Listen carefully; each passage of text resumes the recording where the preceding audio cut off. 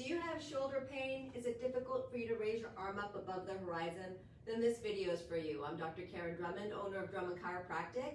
And before you follow any advice from any video, check with your healthcare provider to make sure it's appropriate for your specific shoulder condition. And hopefully that's one of us here at Drummond Chiropractic, because we're all shoulder experts. And the reason why I'm really stressing this is the shoulder is a very delicate joint. It does all kinds of movements across, above, below, circular motions. It's really important for most activities of daily living, just putting on your clothes or cleaning the house or anything. And if it's restricted and painful, it can really affect your quality of life. And there's a lot of reasons why your shoulder can be hurting. There's some conditions like frozen shoulder where it's painful, you can't move it, and that requires more aggressive therapies like manipulation or breaking up scar tissue with the Graston tool. But those are the worst things you want to do for injuries like rotator cuff injuries. With that, you need to do things like that are stabilizing, like using dynamic tape or working muscles specifically with things like dry needling for the tight compensating muscles without hurting the injured muscles.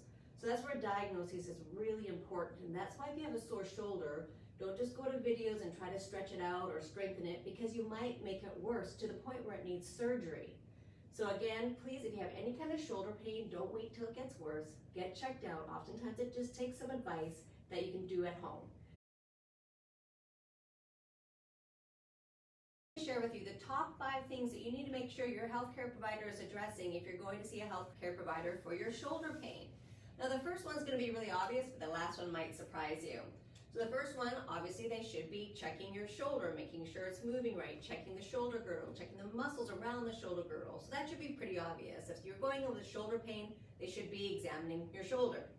But what you should also make sure they're examining are the ribs, because the ribs can affect the shoulder girdle and the fact that the shoulder blade rides over the ribs.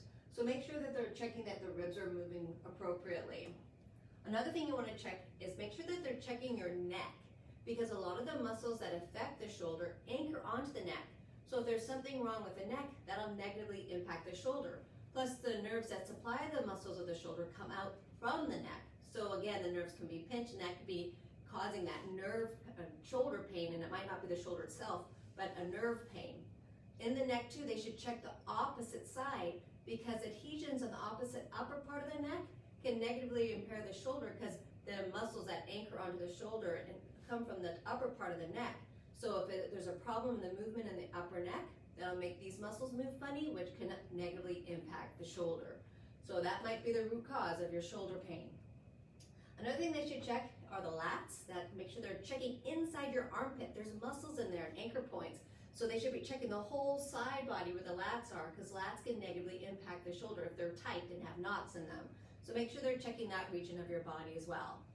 And the 5th most surprising one for most people, I find, is that whenever anyone comes with shoulder pain, I always check their thumb on the affected side, because believe it or not, the thumb is a really delicate, intricate joint. It's not a simple hinge joint, but it has circular movements as well.